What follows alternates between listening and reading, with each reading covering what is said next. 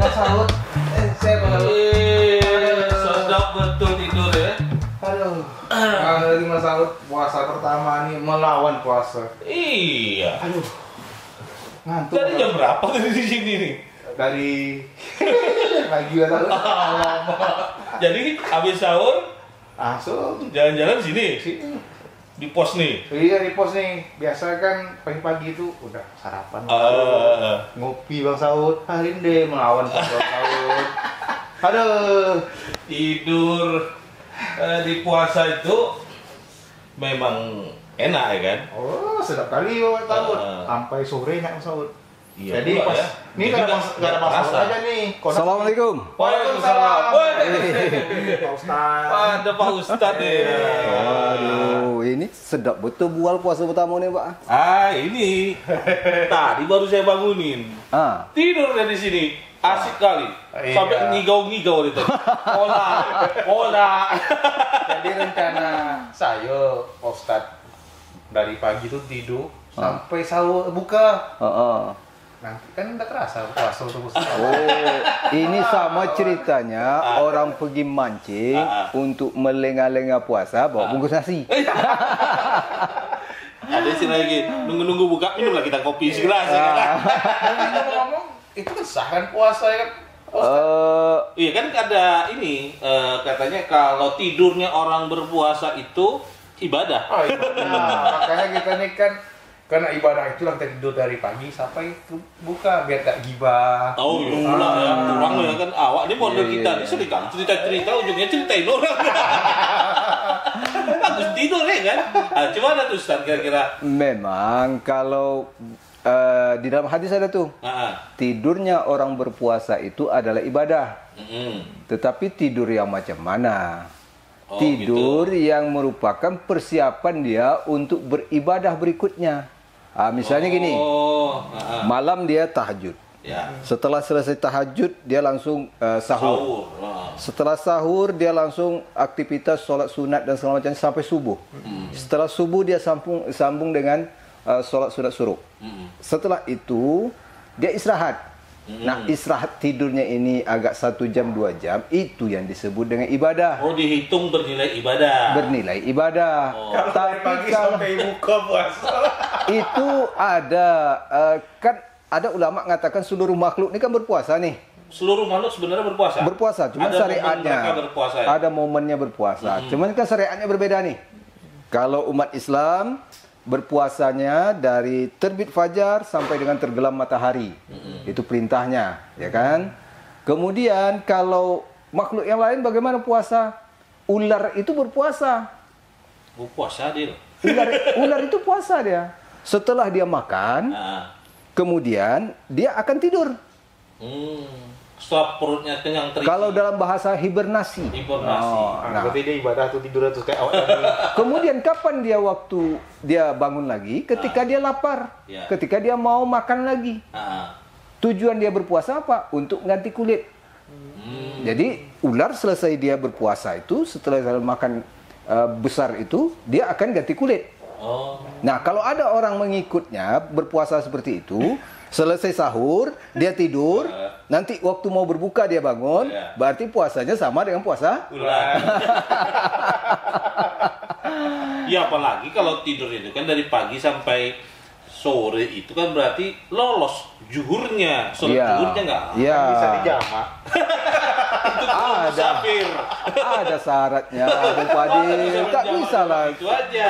Berjamak begitu aja. Jadi boleh. Tapi kalau misalnya itu tadi lah, ya kan pagi tidur dia, kemudian mau juhur bangun, sholat, tidur lagi sampai asar, baru tidur lagi. Ya biasanya agak susah kalau sudah asar tidur lagi kan. Jadi gini. Tapi asarnya jam setengah 6 ya. Jadi puasa itu bukanlah salah satu alasan untuk kita tidak produktif. Oh gitu. Justru puasa yang benar yang dicontohkan oleh Rasulullah itu dan para sahabat itu membuat dia menjadi lebih produktif. Puasa bukan alasan kita untuk bermalas-malasan. Seyogyanya puasa yang benar itu akan memicu imun kita, akan memicu tubuh kita untuk lebih aktif dan lebih bersemangat dalam beraktivitas. Kenapa?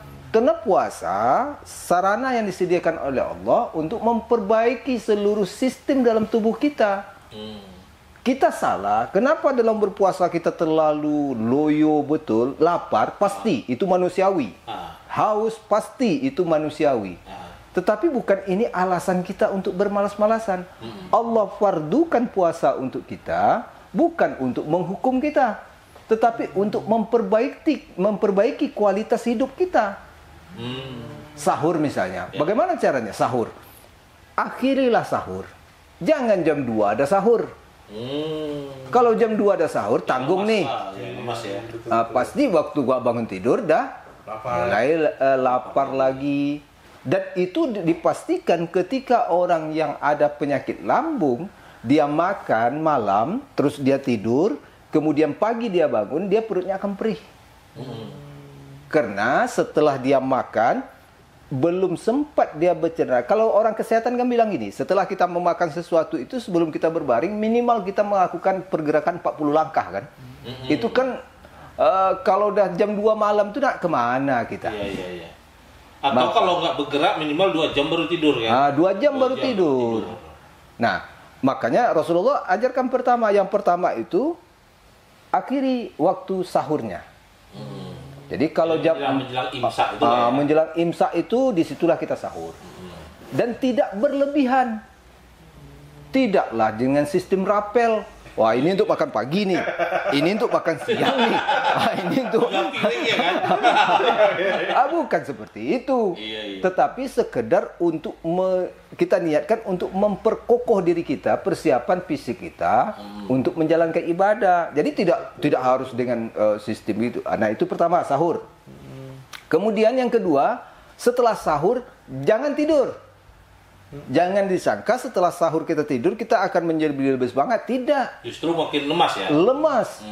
Maka beraktivitaslah. Apa? Kan barang siapa yang sholat sunat subuh 2 rakaat sebelum subuh 2 rakaat sama artinya dengan dia sholat sunat sepanjang malam. Manfaatkan ini. Manfaatkan ini. Hari biasa agak susah itu ya. Ini kan mumpung nih. Kita dah bangun juga. Nah, yang paling penting ketika kita bangun sahur itu usahakan mandi. Oh, mau sahur mandi? Mandi. Dan ini akan mengakibatkan kita menjadi lebih bersemangat, lebih segar. Nah, kemudian lanjut dengan subuh. Subuh jangan di rumah kalau kita yang laki-laki kalau bisa. Pergilah ke masjid. Sampai di masjid kita masih bisa melakukan sholat sunat, tahiyatul masjid, qobliyah subuh.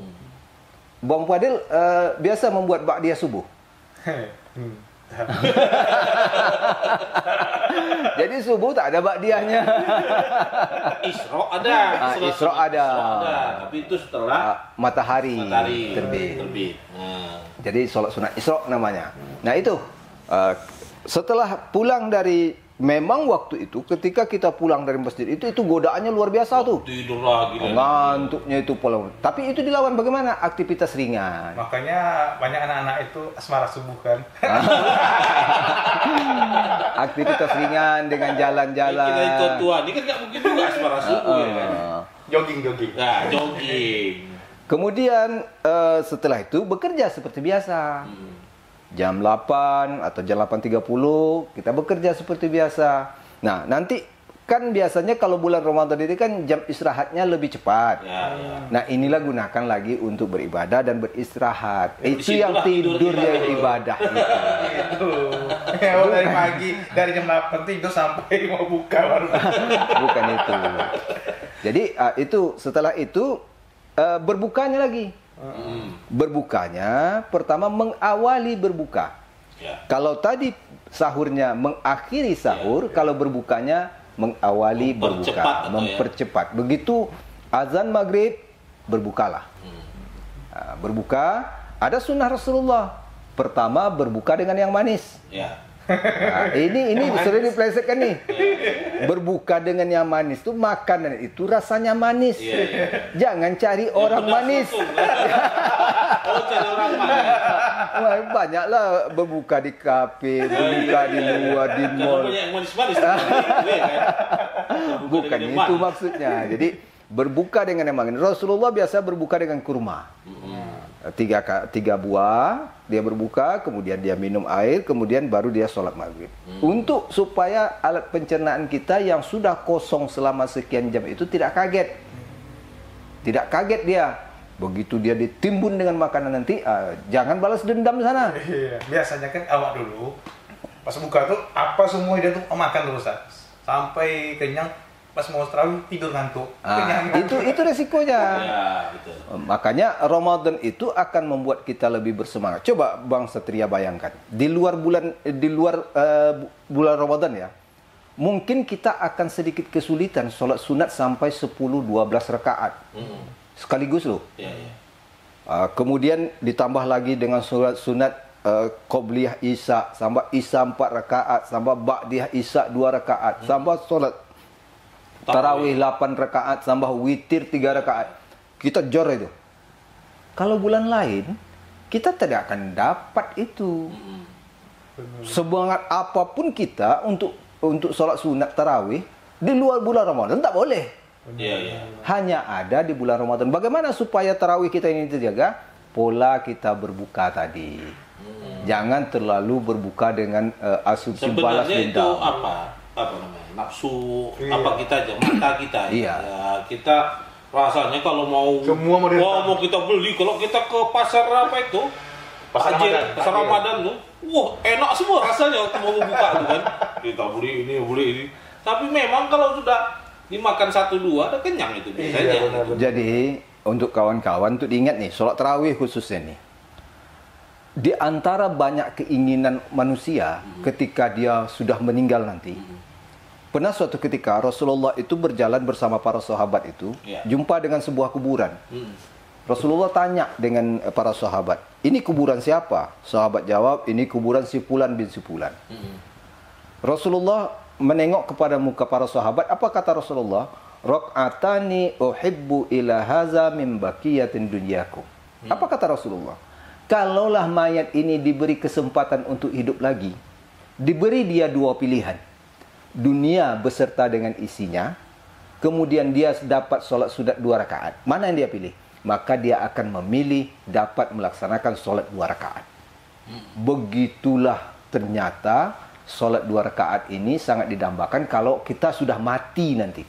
Kalau sekarang macam tak ada artinya itu kan. Makanya puasa ini, Ramadan ini gunakan, mumpung ini hari pertama Ramadan nih. Malam nanti siapkan diri kita. Kapan perlu Bung Fadil duduk di sak depan itu. Sak depan itu kan dengarkan tausiah, dengarkan apa. Ingat, pahala pekerjaan yang sunat di bulan lain ketika dikerjakan di bulan Ramadan, pahalanya sama dengan pahala wajib. Gitu ya Ustaz ya. Ketika dia pahala wajib di bulan lain, ketika dikerjakan di bulan Ramadan, maka Allah lipat gandakan pahalanya. Makanya jangan sia-siakan itu. Makanya Ramadan itu disebut tamu agung ya Ustaz. Iya. Makanya Ramadan itu dalam penyebutan kita menyambutnya, dan Rasulullah katakan itu datang menghadap para sahabat. Dia katakan akan datang kepadamu 1 bulan. Di mana bulan penuh barokah, bulan penuh ampunan. Pamarhaban bihi wa ahlan. Di sana ada kata marhaban. Marhaban ini sama artinya dengan ahlan wa sahlan. Kalau dalam bahasa Arab sama sebenarnya. Sama artinya. Ahlan wa sahlan, selamat datang. Marhaban juga selamat datang. Bedanya kalau ahlan wa sahlan ini itu lebih kepada tamu kita yang biasa.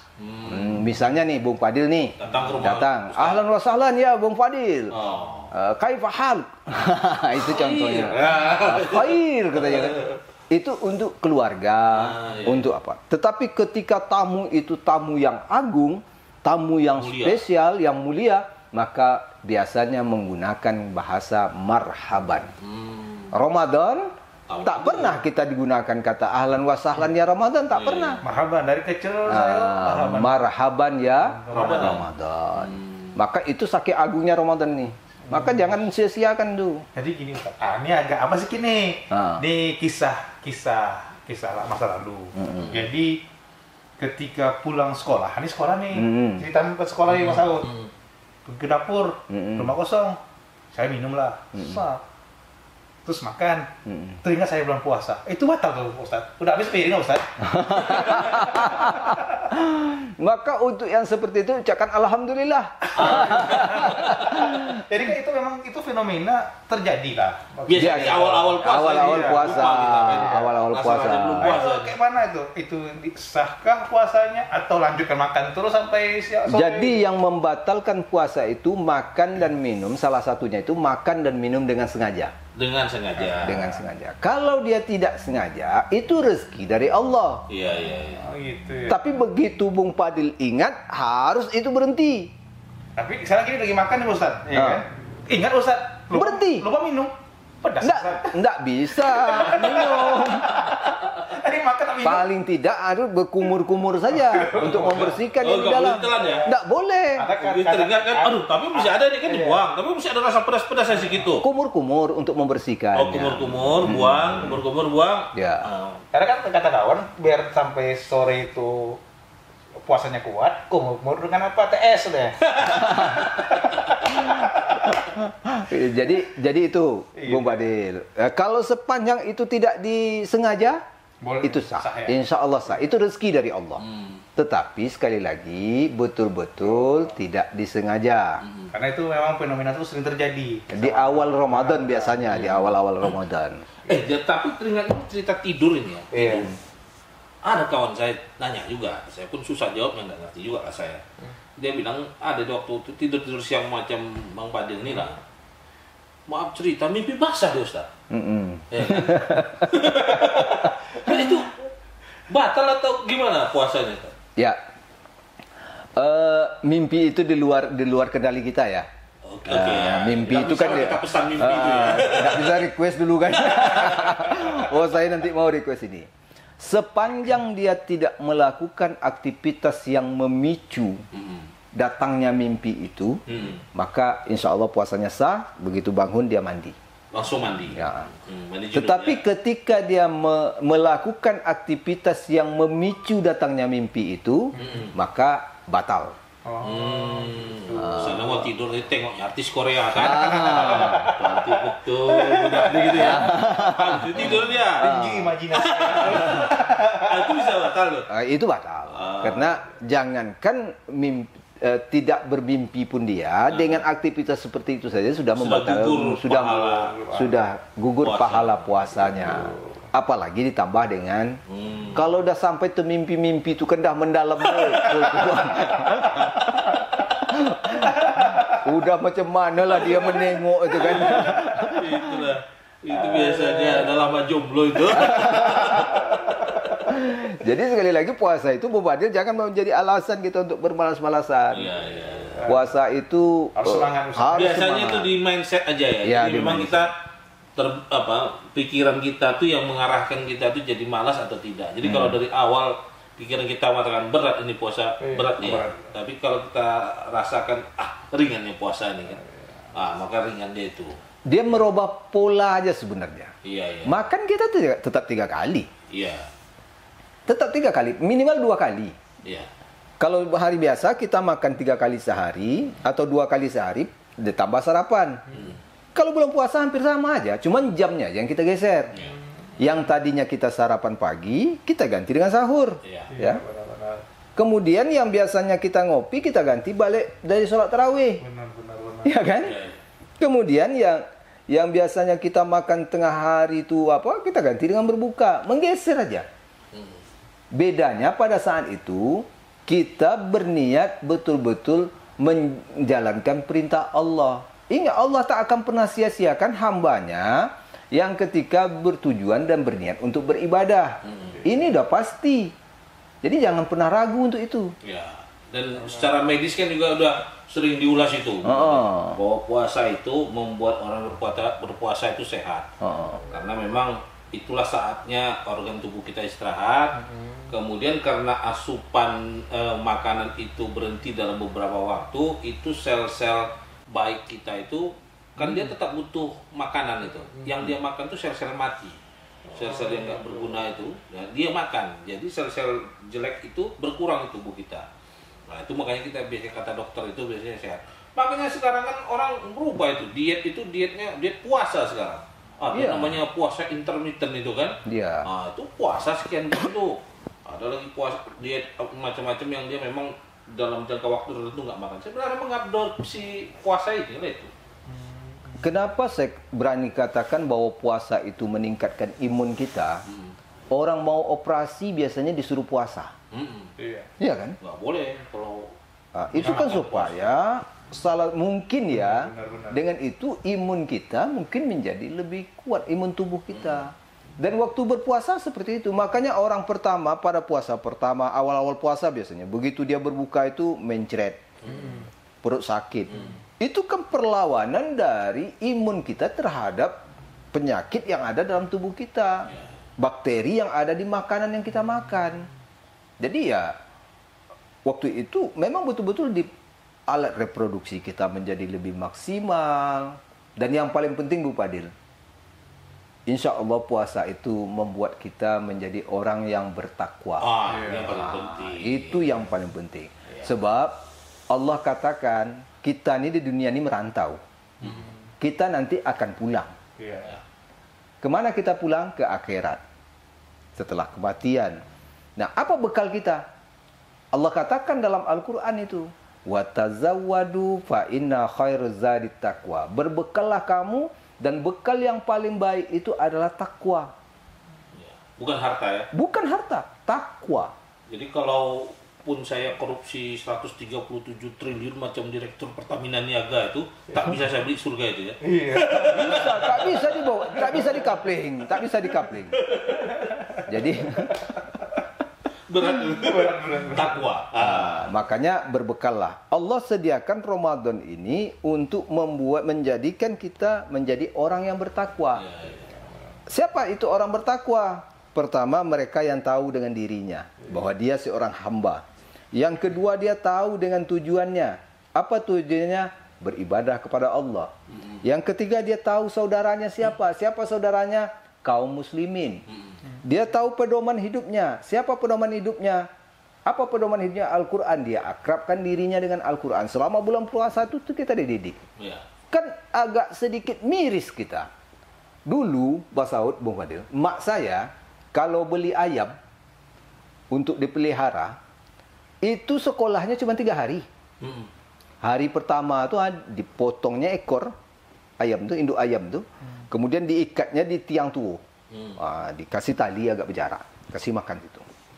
Hari kedua dia mulai itu lepaskan sedikit, kemudian nanti dipanggil. Sebentar-sebentar dipanggil, dikasih makan, diumpani dengan makan. Hari ketiga dia dikurung dalam kandang, kemudian hari keempat dia sudah bisa masuk ke kandangnya sendiri. 3 hari cuman ayam loh.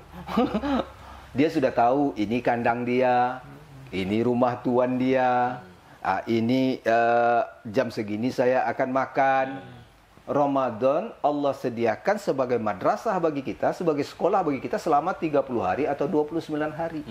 Kan ironis. Kalau seandainya 29 hari ini tidak bisa mengantarkan kita menjadi manusia yang lebih baik. Ayam aja tadi sekolahnya cuma 3 hari. Iya. Mudah-mudahan lah di puasa. Kalau semakin semangat. Kalau tidur nanti puasa ular. Puasa ular. Terus kalau tidak bisa kalah dari ayam. Aja.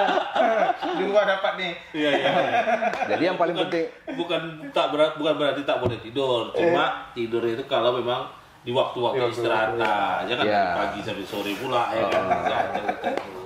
Nanti kalau siap berbuka ke masjid, siap terawih misalnya, kalau nak ngopi-ngopi, telepon aja lah. Tapi Ustaz banyak jadwal ceramah. Kalau untuk saudara-saudara kita nih apa sih yang tidak? Oke lah. Kita atur waktu ya. Kita mau ke apa dulu? Awal lanjut sholat sunat dulu. Kita ke musola dulu. Kepada tidur lagi. Iya. Kan lebih perbanyak ibadah banyak pahala. Oke lah. Oke, Ustaz. Terima kasih, Ustaz. Yuk. Makasih. Oke, makasih. Mas Saud bangunkan tadi. Assalamualaikum. Assalamualaikum. Aduh.